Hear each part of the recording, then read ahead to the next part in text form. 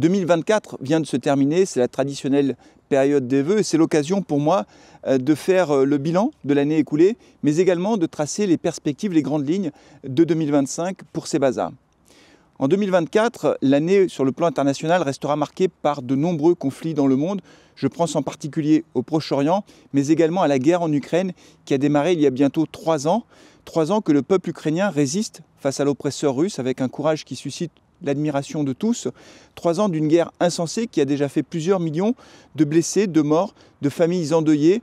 Et je formule le vœu qu'en 2024, ce conflit s'arrête enfin, mais que des solutions soient également trouvées au Moyen-Orient, même si ce sont là encore des conflits qui durent depuis des décennies. En 2024, en France, l'année restera marquée par l'organisation réussie des Jeux Olympiques.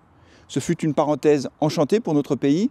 Des athlètes venus du monde entier nous ont fait rêver. Ce sont les valeurs du sport, les valeurs de l'olympisme qui ont été mises à l'honneur. Et on le constate depuis l'organisation des Jeux Olympiques, le nombre de licenciés dans nos clubs sportifs a beaucoup augmenté et c'est une excellente nouvelle. Sur le plan politique, 2024 restera marqué par la dissolution qui reste incomprise pour beaucoup. Cette dissolution a débouché sur une Assemblée nationale sans majorité absolue et donc sur une instabilité politique qui, je le crois, est néfaste pour notre pays, néfaste sur le plan économique, sur le plan institutionnel, sur le plan social. Et là, je formule le vœu qu'en 2025, nous retrouvions un petit peu de stabilité. Je crois que c'est nécessaire. Je souhaite que l'intérêt supérieur du pays prime sur des calculs politiques, on pourrait même dire quelquefois politiciens, qui ne sont pas à la hauteur des enjeux. 2025 sera la dernière année pleine de la mandature municipale qui a débuté en 2020 et qui se terminera en mars 2026. C'est donc une année particulièrement importante, durant laquelle nous verrons l'aboutissement d'un certain nombre de projets et le début d'autres projets que nous avions annoncés dans notre programme électoral de 2020. Parmi les projets qui vont se terminer, comment ne pas citer le centre de loisirs, qui est en cours de construction. Les travaux vont se terminer très bientôt et nous pourrons faire l'inauguration de cette nouvelle structure municipale dans quelques semaines. C'est un projet important qui est à la hauteur des enjeux pour nos enfants, pour notre jeunesse, et qui permettra d'accueillir les enfants dans de très bonnes conditions. Les travaux se sont bien passés et la structure, d'un point de vue architectural, est exemplaire sur le plan environnemental. Nous débuterons aussi les travaux dans le parc Pierre-Mongros. Il s'agit de restructurer la partie haute du parc qui se situe juste avant l'espace naturel. Nous allons faire un petit théâtre de verdure et au-delà du théâtre de verdure, nous allons procéder à la renaturation de cet espace-là.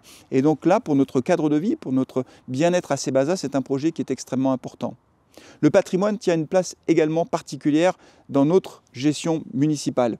Nous en prenons soin et c'est pour cette raison que nous allons procéder à la rénovation de la tour de l'horloge. La tour de l'horloge qui est un monument inscrit au titre du patrimoine national et c'est pour cette raison que les démarches administratives ont été plus longues que prévu.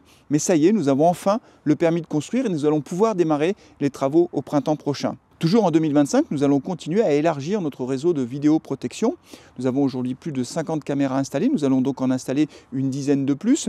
Ce dispositif fait de Sebasa l'une des villes les mieux équipées en la matière. Il y aura également d'autres travaux qui sont portés par d'autres structures. Je pense en particulier à la restructuration complète de l'avenue de la République. Là, c'est Clermont-Auvergne Métropole qui va conduire ces travaux très importants qui vont permettre de revégétaliser complètement cette avenue avec la plantation de plus de 200 arbres, la création d'une piste cyclable bidirectionnelle et également la reprise totale des réseaux d'eau et d'assainissement. Ces travaux vont durer plusieurs mois, plusieurs trimestres, mais à la fin, nous aurons une avenue qui sera beaucoup plus jolie qu'elle ne l'est aujourd'hui, beaucoup plus agréable. Je peux également parler du projet porté par le CISPA, le syndicat intercommunal au service de la personne âgée. 80 logements qui sont en cours de construction, qui permettront d'accueillir des Sébasaires, mais pas seulement des Sébasaires d'ailleurs, des gens qui viendront de toute la vallée du Béda, dans d'excellentes conditions d'accueil. Et là encore, ces travaux vont se terminer en 2025. Vous le voyez, ce ne sont pas les projets qui manquent, ce sont des projets qui étaient annoncés, ce sont des projets que nous conduisons avec détermination. Nous préparons l'avenir de nos enfants, nous préparons l'avenir de Sebasa.